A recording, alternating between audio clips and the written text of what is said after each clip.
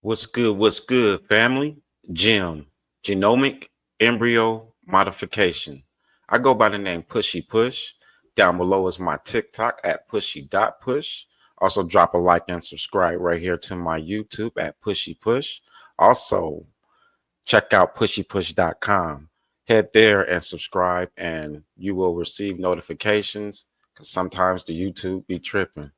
But let's jump into this one, family. Right here, Alternate Beast. That was one of my favorite games when I was younger. Uh, this truly lets me know, you know, how Hollywood speaks to you in a subtle way. When I played this game, it was with a childlike mindset. I'm innocently playing this game, and I didn't realize, you know, what it was truly saying. But now that I'm older and I look at this, it looks different. It has two different points of view to me. One point of view is religious, and the other point of view is scientific. So, the religious side of this, the man, he turns into a stronger man, and he later turns into a werewolf. Ultimately, he turns into a dragon. And for me, that dragon could easily be Satan, because the scriptures do talk about how Satan is a man. So this is showing a man turn into the dragon. So this definitely has a Bible look to it. And then there's the scientific half. I could easily look at this as in the human is being manipulated and it's turned into a stronger man, and it's being altered by gene manipulation into the creatures that you're seeing right there. So I never looked at this when I was younger. I just simply played the game. But now I look at this and it has like a mythological aspect as well as a scientific aspect. But right here is the actual game itself. So the power up, you know, uh, that person would take the power up and they would basically become a mighty man. And then that mighty man would take the power up and become a werewolf or these many other creatures right here. And that is the mythology. I that's how the game wants you to look at it. But when I look at this now, that spear is more like DNA. And if you manipulate that DNA starting from a man, then you could possibly make a super soldier or a stronger man. And if you take that creation that you did and you alter it again, this is how you get to an altered beast, something that is genetically created right there. So this is more scientific to me than actual mythology. I see the mythology inside of there, which is the Bible part, and there is a way of looking at that as man and the dragon. So there is something there. But in this right here, this is more in the science area. So these two movies right here is a great example of Hollywood subtly telling you something through entertainment. The man on the left, he is a werewolf, and the man on the right, he is a vampire. Both of them are not pure man. They are altered beasts. They are people who have uh, animal or some type of altered DNA inside of them. The guy on the left, he wants to blend two species together in order to create a new creation. The guy on the right wants to continue a creation. He wants his own kind. And both of them represents Genesis to me, 126. Let us make man in our own image after our own likeness. So if we go back and we look at the ultra beast right here, this is man, and this is Genesis 126, where something is taking man and making it into its own likeness right there. That's that Bible part right there. But I believe that this has been going on since the time of Enoch. And what makes this really interesting is I believe that during that time, I believe they use chemistry, science. And then I believe that there was a downtime, maybe it was the flood, whatever that event was. But I believe that they started to mate with each other, like using fertility rites to keep the bloodline alive. And now they're back to me at this time using technology to enhance themselves, further. So it seems like for thousands of years, this genetic enhancing has went on via if it was from a lab or you were mating with each other to keep a specific bloodline or species alive. Right here is a company, Nucleus Embryo.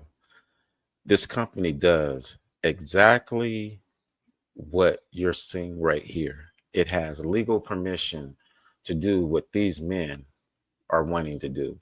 This guy right here on the left, he wants to blend two types of species to create something new. And the guy on the right, he wants to keep his species into existence.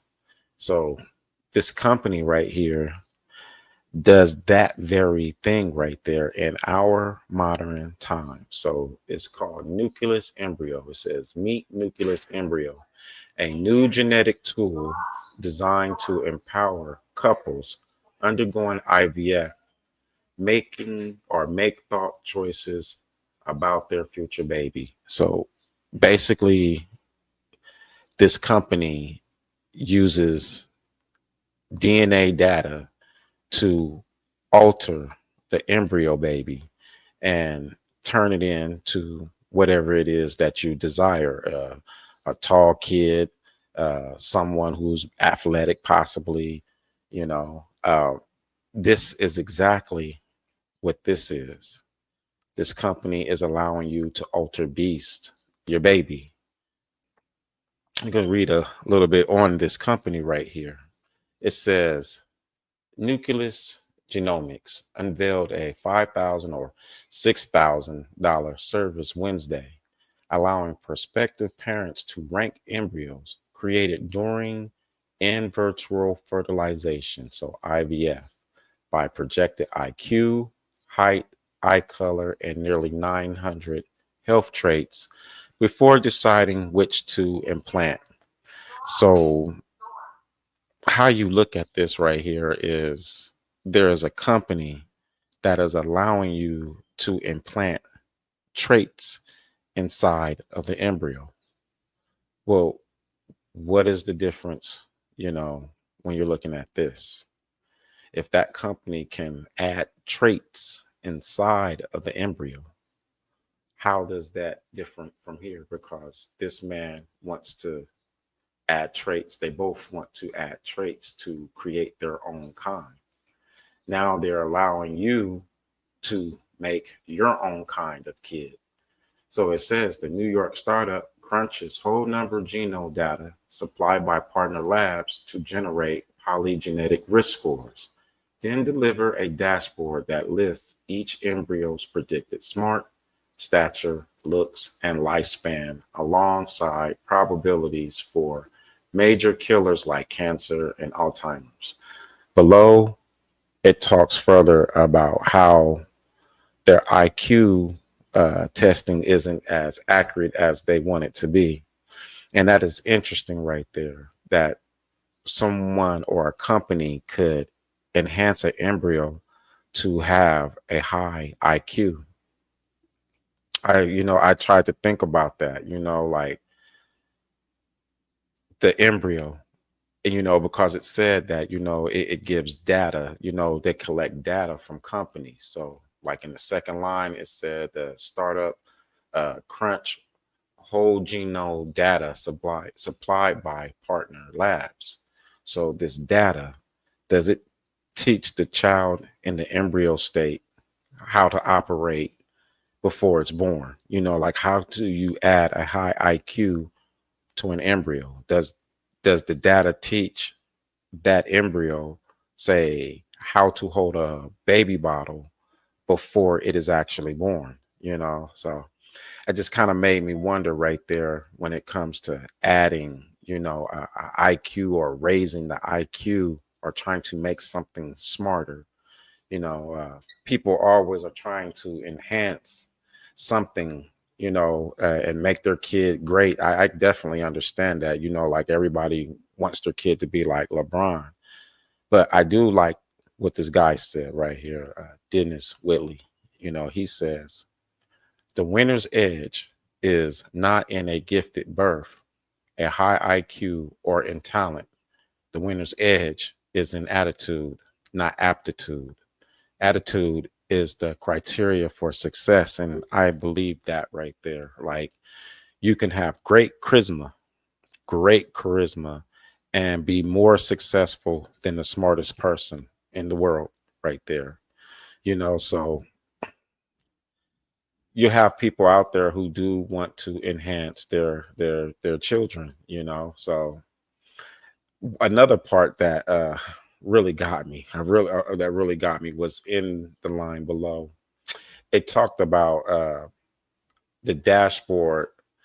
It lists embryo predictions of how smart they're going to be, the stature, the look, and the lifespan. And when I think about that, it immediately makes me think of Enoch. Because if you could add data to make the embryo grow taller, then what separates that from the book of Enoch when it's talked about women birthing children and they growing to huge amount of sizes? I look at the Enoch story as mythology, masking uh, a moment where technology is at play or science is at work. You know, uh, when I look at fallen angels, I ask, do fallen angels have genitals? Do fallen angels mingle with other angels? Are there other angel babies? You see what I'm saying? That is a mythological look. But if it's true that giants walked the earth and they were born through women, I tend to look at it like what we're going through today. Some spaceship comes and it kidnaps you and it takes your DNA from you. Not so much as this book, like the book of Enoch, or write everything like it's voluntary, versus I kind of see like something comes and takes your embryo, enhances your embryo, and your embryo is coming out like this, and it's not in your control. And this grows up under someone else's control and is now walking the earth as a giant. I don't take away, you know, uh, women having something to do with that. I believe their embryos are taken. I don't subscribe to the thought that some fallen angels came and mingled with the women, especially if we have never seen any of these creatures. They're just things that are written. So that's the mythology. I don't always grab onto that, but I can respect, someone taking DNA of an embryo and enhancing it.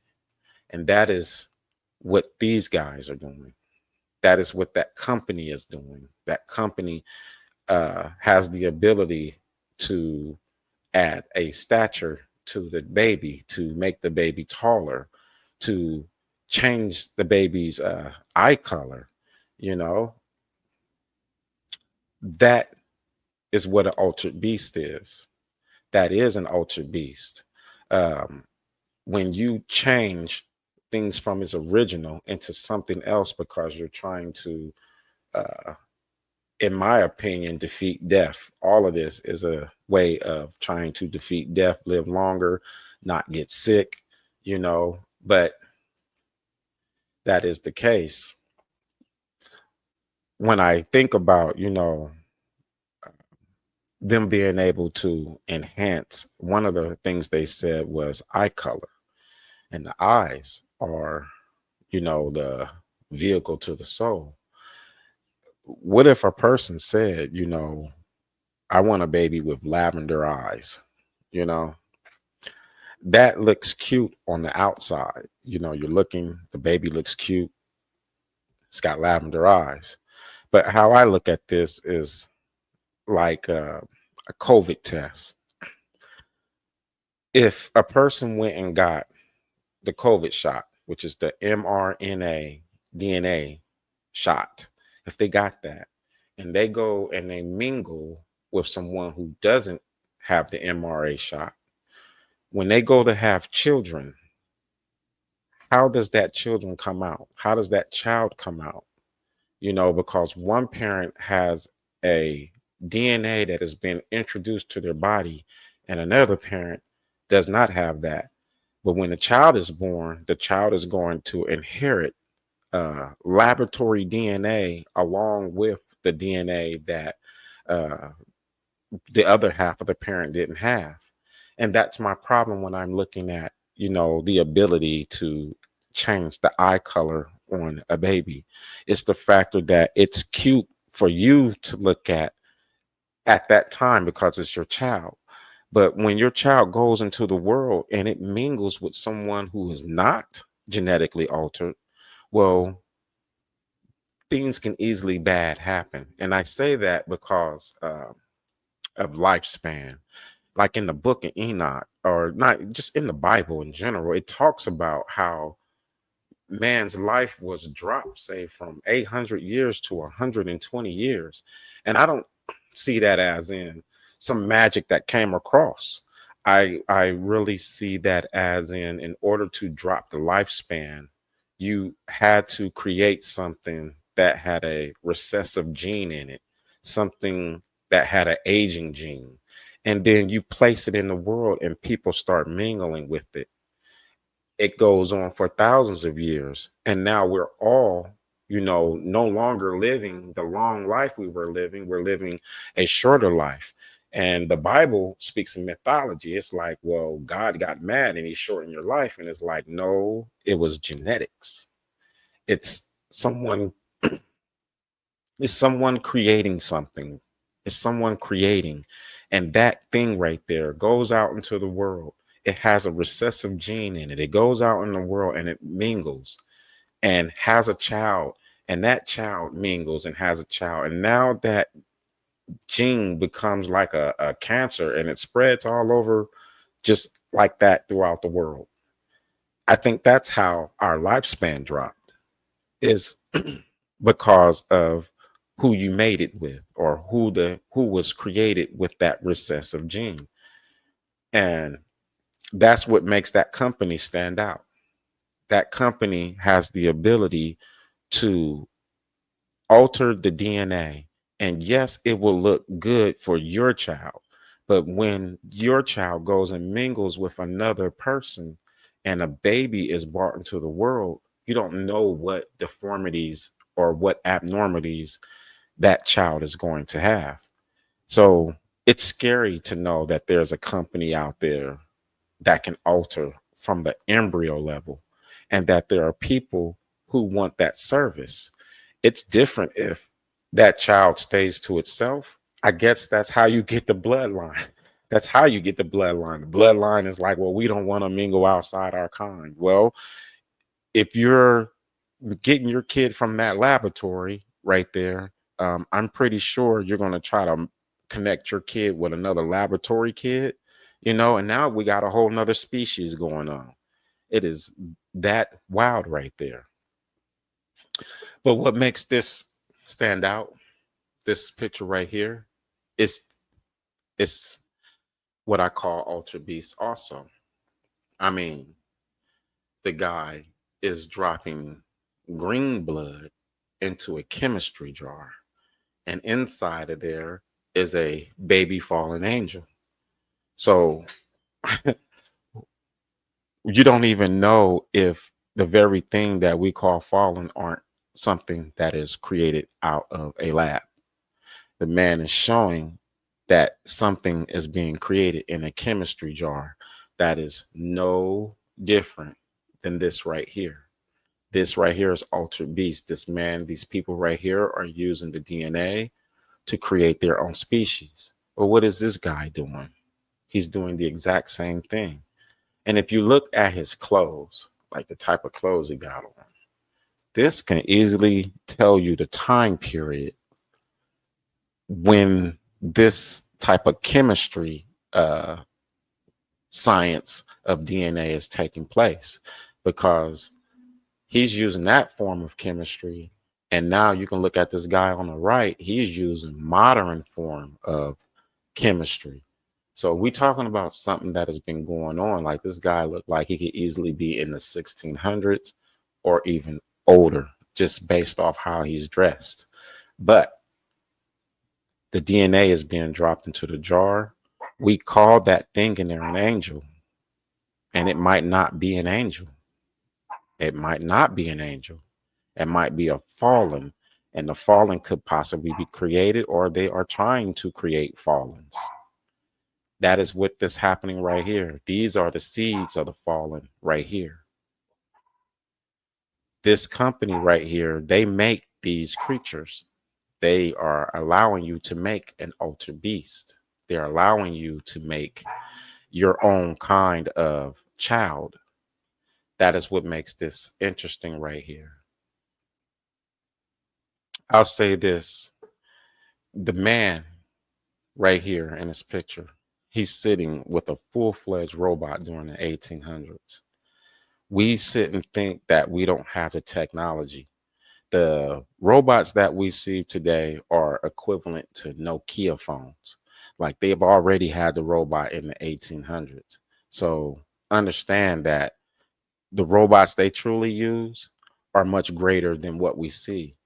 And at that time, understand that the science, the technology, cloning was possibly just as prevalent at that time versus like what we're allowed to know, like right now. Like, they make this whole genome thing right here look like it just started today.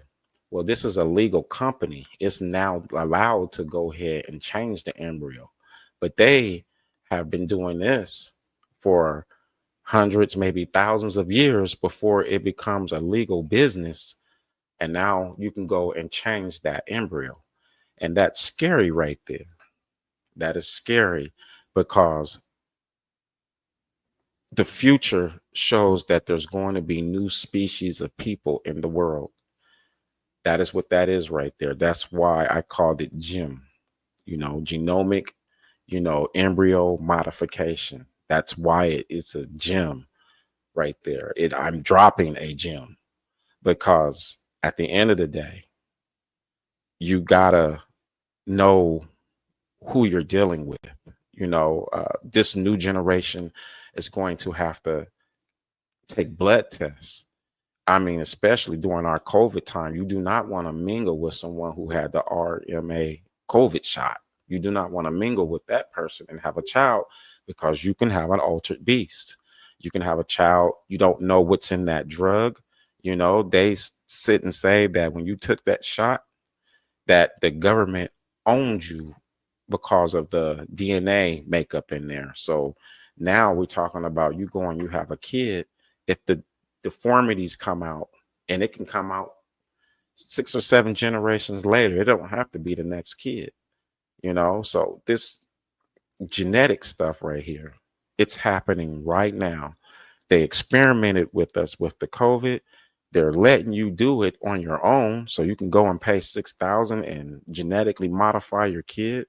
But the problem is, you don't know the ramifications of this when you wipe away the original man. This right here is wiping away the original man from the world. Eventually, he will not exist. because he would have mingled with a lavender eye female that he thought was pretty, but she's actually poisonous. So with that right there, family, definitely drop a like, hit that bell notifications, definitely subscribe. I'm always dropping on videos, I got questions. I just don't accept uh, the status quo of what the historians has told us. And just like I was showing, you know, the elite, via if it's in a video game, they have to tell you what they're doing or what they done. And the problem is sometimes they tell you what they done already did, like what they've been already doing. And you're thinking it's just happening now. No, it's been going on. That's why they'll show you an old decrepit movie of an old vampire, giving you the scene and the time, So we got to stand guard, we are being poisoned. Them shots, you got to definitely watch them. And companies like this is going to be dropping whole new breeds of children out. And quite possibly your child can mingle with one of them. All right, family. Until the next time, thank you.